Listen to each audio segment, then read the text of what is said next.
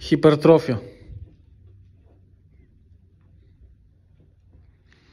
За да ти пораснат тези мускули, трябва да ги тренираш с хипертрофия.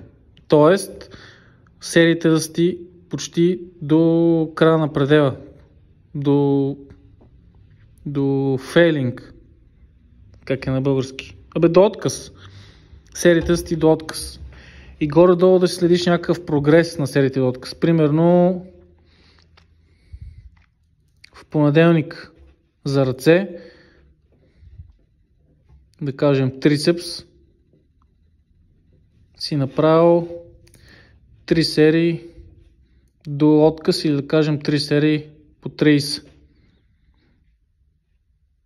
Това е 30, т.е. от максимум да ти е било да мога да направиш 32 или 33 повторения, затова си направил 30 повторения. Не е нужно. Добре и баш до отказ, но много хабил и психическа енергия. Но 3 серии по 30 ще е добре. Така, следващата тренировка за трицепс може пак да е 3 по 30, следващата пак да е 3 по 30, но тук вече може 30 да ги чувстваш малко. И или тази, или четвъртата ти тренировка за трицепс през седмиците ще е може би 4 по 30 ще пробваш.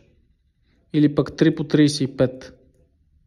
И горе-долу да си ги помниш, ще става трудно някъде да си ги записваш. За да може пък, защото като се замислиш, ако не ги следиш, след няколко седмици ти мога да правиш 3 по 25, да си забрал, че си правил по 30, да правиш 3 по 25, да имаш пъмп, да се чувстваш добре, да си мислиш, че си як, но фактически мускула само си го напомпал. И няма да порасне с нито 1 сантиметър, защото не си го натоварил толкова, че да му се наложи да порасне. Друго обяснение за хипертрофията, това ти е мускулното влакно. Чрез хипертрофия се разкъсва. Тези разкъсвания след това, като ядеш протеин, пържоли, тези разкъсвания се запълват с пържоли. И тези запълвания разширяват вече мускула. Днеска, утре. Така, друго за хипертрофията.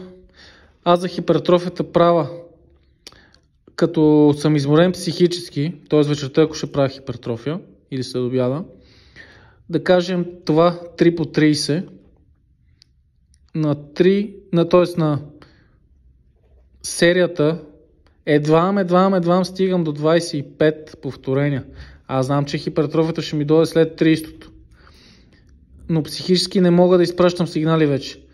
Тук какво правя? Правя си 25 едвам, почивам 1 секунда. Правя още примерно 1 секунда почивка, правя още 3, 1 секунда почивка, правя още 2. Това е.